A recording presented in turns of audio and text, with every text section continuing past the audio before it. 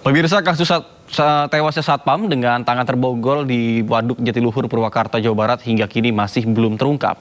Bahkan istri korban berharap polisi segera menangkap para pelaku.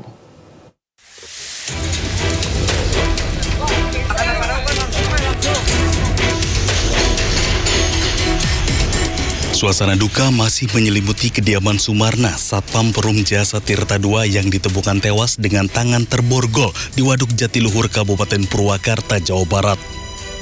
Istri korban, Siti Maria, masih belum bisa menerima kepergian suaminya yang selama ini merupakan tulang punggung keluarga. Semasa hidupnya, Sumarna dikenal sebagai sosok bertanggung jawab dan pekerja keras. Sumarna juga dikenal aktif dalam kegiatan sosial dan lingkungan sekitar. Sekarang itu harus mulai berpikir gitu ya, gimana gitu ke depannya untuk membiayai kedua anak saya gitu ya. Mungkin saya harus bekerja mungkin ya, karena kan sudah tidak ada yang membiayai lagi mungkin ya. Dia orangnya baik, sangat bertanggung jawab sama keluarga. Orangnya bersosialisasi juga di masyarakat ya. Kebetulan kan sebagai satpam kan almarhum juga sebagai limas ya, dan dulunya di desa gitu. Baik, pekerja keras gitu, alhamdulillah. Sementara paman korban menilai kondisi kematian Sumarna janggal. Pasalnya borgol yang dibuat untuk mengikat korban merupakan perlengkapan kerja saat bertugas. Dalam keadaan tangan terborgol, borgol yang dia bawa sendiri, kan dia sebagai petugas security kan bawa borgol kan. Nah, cuman kuncinya ada di saku, kok masa dia bisa borgol sendiri. Hanya kalau memang betul adanya sebuah kriminal, ya diuruslah dengan tuntas supaya istilahnya hal-hal seperti ini tidak terjadi lagi. Dalam keadaan berduka, pihak keluarga menyerahkan sepenuhnya kasus ini ke pihak kepolisian, berharap para pelaku segera tertangkap. Dari Purwakarta, Jawa Barat, Irwan, iNews melaporkan. Pemirsa, hampir sepekan pasca ditemukannya Satpam PJT 2 Sumarna tewas dengan kondisi tangan terborgol di Waduk Jatiluhur, Purwakarta, Jawa Barat, polisi sampai dengan saat ini belum berhasil mengungkap pelaku pembunuhan. Minimnya saksi serta tidak adanya rekaman CCTV di lokasi kejadian menjadi kendala utama dalam proses penyelidikan.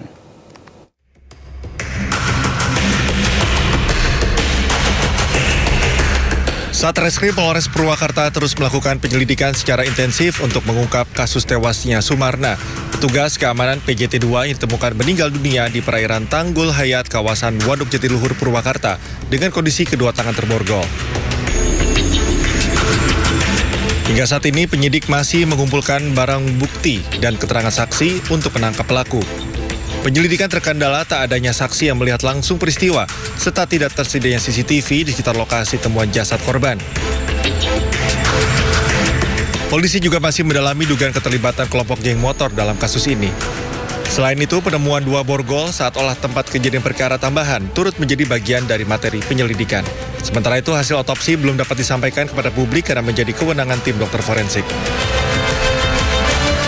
Baik, kendala-kendala mungkin terkait dengan adanya CCTV di TKP, kemudian waktu juga pada saat dini hari, ketika saksi juga mungkin pada saat kejadian nihil.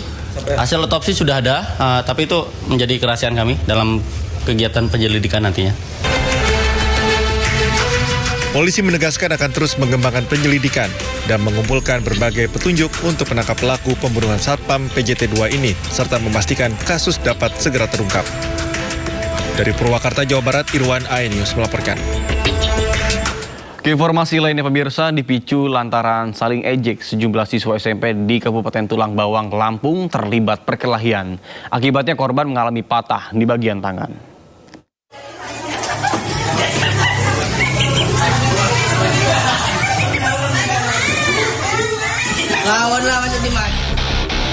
Inilah aksi bullying yang terjadi di dalam kelas di SMP Negeri 5, Dente Teladas, Kabupaten Tulang Bawang, Lampung.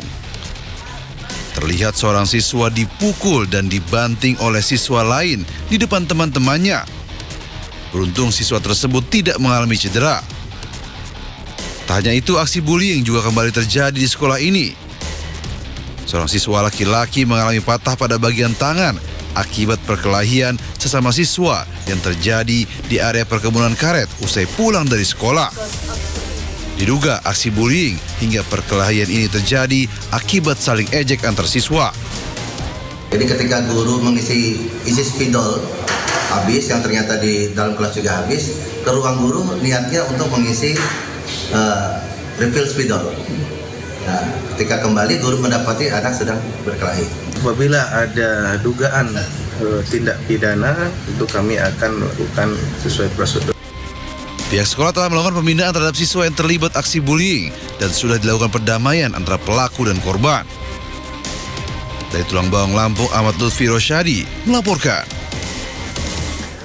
Pemirsa, DPRD Kabupaten Timor Tengah Utara, Nusa Tenggara Timur memberhentikan sementara 3 anggota DPRD terkait dengan kasus dugaan intimidasi terhadap almarhumah Dr. Ica. Kendati demikian, keluarga Dr. Ica menilai bahwa sanksi tersebut belum memenuhi rasa keadilan. Dia tidak nikah,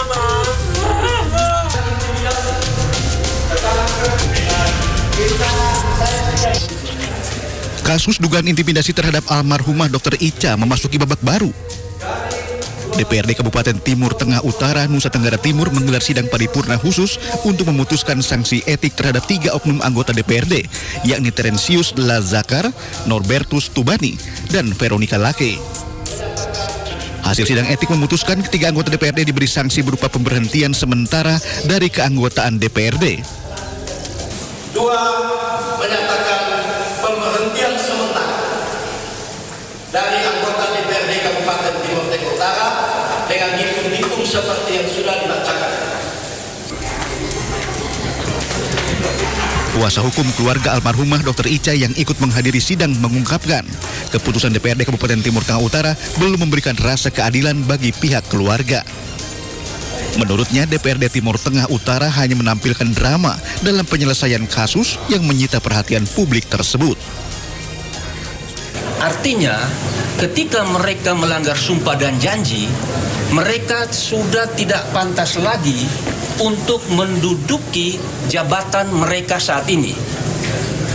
Paradoksnya, tadi jelas disampaikan bahwa mereka diberhentikan untuk sementara dan masih menerima hak-hak dia sebagai anggota DPRD. Ini putusan yang sangat paradoks dan lucu. Dia tidak nikah,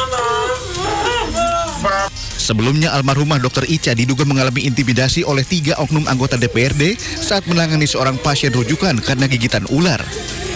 Dugaan intimidasi disebut memicu depresi yang berujung pada keputusan korban mengakhiri hidupnya. Kasus ini masih menjadi perhatian publik dan memunculkan tuntutan agar penegakan etik dan hukum dilakukan secara adil dan transparan. Dari Timur Tengah Utara NTT, Sefnat Besi iNews melaporkan. Sementara itu, di kasus lain, Kementerian Kesehatan tidak menemukan adanya indikasi beban kerja berlebih atau overwork terhadap dokter magang berinisial SZM di RS Medika Cisalak, Depok, Jawa Barat. Berdasarkan beberapa hasil audit tim investigasi, Dokter magang SZM dilaporkan meninggal dunia usai dituduh jatuh dari lantai 18 apartemen Kalibata City, Jakarta. Usai kematian SZM, Kemenkes langsung menurunkan tim investigasi untuk mendalami ada atau tidaknya kelalaian atau penyimpangan selama proses magang. Dari hasil investigasi, Kemenkes tidak menemukan adanya indikasi beban kerja berlebih atau overwork. Sebab jam kerja dokter magang dibatasi maksimal 40 jam per minggu untuk mencegah eksploitasi. Seluruh wahana yang Kompas tadi menurut saya itu juga. Informasi lainnya pemirsa, sebuah kecelakaan beruntun terjadi di kota Bandung akibat sebuah truk yang melaju tak terkendali. Akibatnya seorang pesepeda yang terlibat kecelakaan ini tewas di tempat. Kejadian Lui Panjang dihantam mobil LPG. Kecelakaan beruntun terjadi di Jalan Raya Lui Panjang, Kota Bandung, Jawa Barat. Sebuah truk bermuatan tabung gas diduga melaju tak terkendali yang kemudian menghantam sejumlah mobil, sepeda motor, serta seorang pesepeda sebelum akhirnya berhenti setelah menabrak beberapa kendaraan dan lapak pedagang di tepi jalan. Ditabrak ini Grab lagi parkir tadi ini aku ngeliat. Akibat kecelakaan ini, seorang wanita yang merupakan pengendara sepeda tewas di lokasi kejadian. Sementara satu korban lain mengalami luka parah dan langsung dievakuasi ke rumah sakit untuk mendapatkan penanganan medis. lalu lintas dalam keadaan normal, ya, arus lalu tidak begitu padat, keadaan normal. Yang meninggal berarti tukang sepeda. Sepeda ya? Siap. Penjual mobil informasinya? Bukan, sepeda. Pengayuh sepeda berarti? Pengayuh sepeda. Benturan keras juga menyebabkan sejumlah mobil dan sepeda motor mengalami kerusakan parah. Hingga kini kecelakaan yang diduga diakibatkan oleh sopir yang mengantuk masih terus dalam penyelidikan polisi. Dari Bandung, Jawa Barat, Jupita Melana, A-News melaporkan.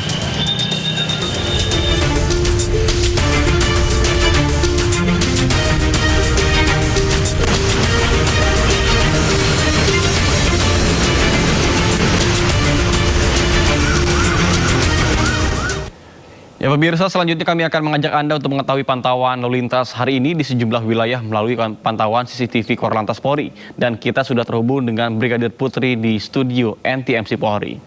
Baik, selamat pagi Brigadir Putri. Bagaimana pantauan lalu lintas dari sejumlah titik di wilayah Indonesia melalui pantauan CCTV? Silakan.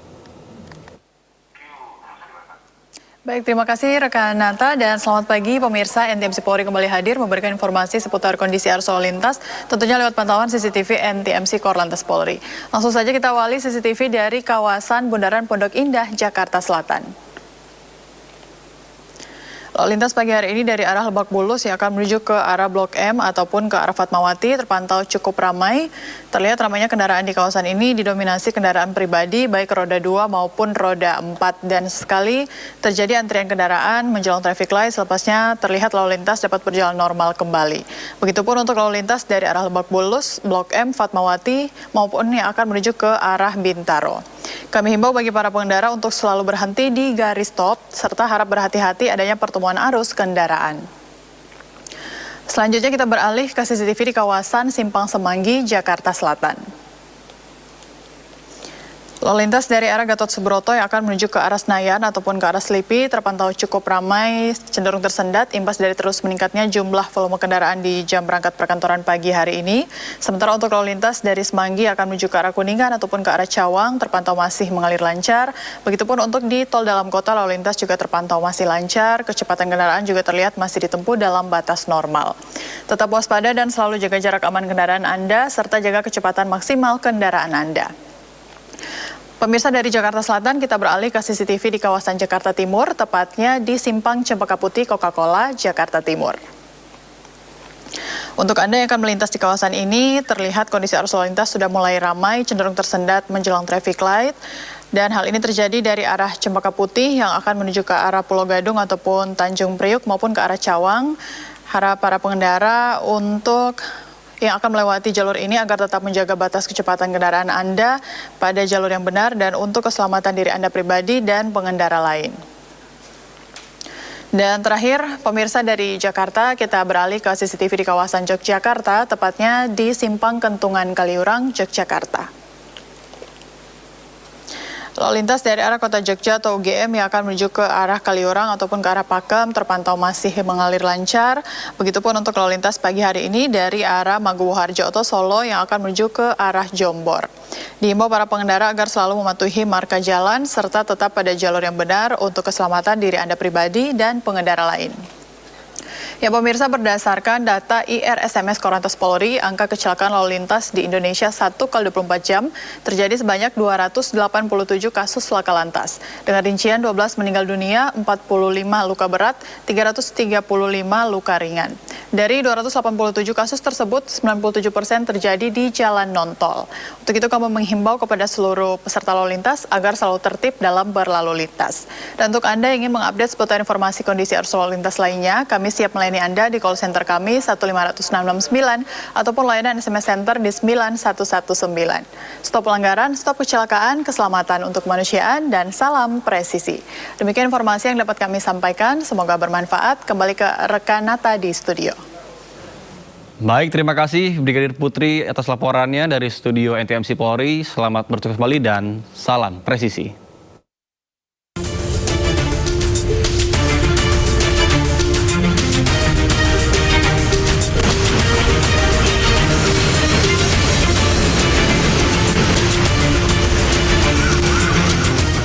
Kejaksaan Tinggi Jawa Timur menahan Kepala Bidang Geologi dan Air Tanah Dinas SDM Provinsi Jawa Timur karena dugaan pungli proses perizinan. Sindo Today akan segera kembali.